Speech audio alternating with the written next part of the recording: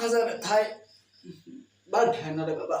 তা বাবা, তুমি যে আমার মেয়ের বিয়ে করতে আইছো, তা তোমার যোগ্যতা কি?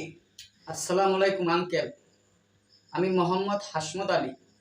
আমি একজন বিসিএস ক্যাডার, বর্তমানে ঢাকা বিশ্ববিদ্যালয়ের টিচার হিসেবে কর্মরত আছি।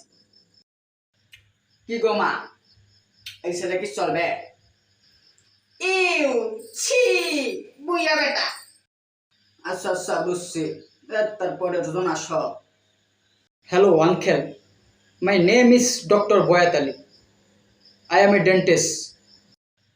কি গো মা, এই ছেলে কি চলবে? ইউ ছি ছি দাঁতের ডাক্তার খাচ্চর বেটা। আচ্ছা নেক্সট। তা বাবা, তুমি কি করো? জি আঙ্কেল, আমি আব্দুল কুদ্দুস।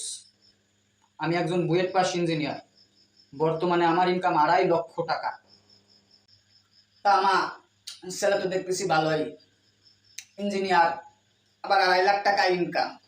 ইস ইঞ্জিনিয়ার, কি আনরোমান্টিক। আচ্ছা নেক্সট। ইয়ো ইয়ো আঙ্কেল, আমি ডিজে মুক্তার, আমি একজন মিউজিশিয়ান। কি গো মা, এই ছেলে কি চলবে? না বাবা না বাবা, মিউজিশিয়ানরা সারা জীবন ভেবে করে শেষ বয়সে না খেয়ে মরে।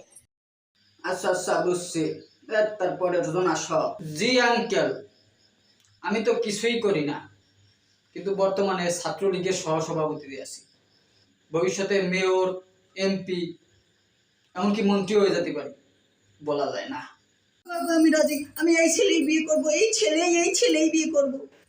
আরে এই ছেলে তো দেখতেছি উজ্জ্বল ভবিষ্যৎ।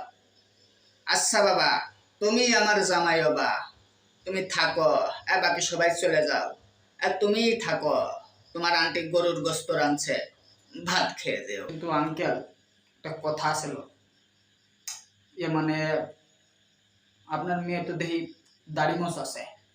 মেয়ের হরমোন বেশি রে বাবা, সমস্যা নাই, শেভ করাই দেবানে।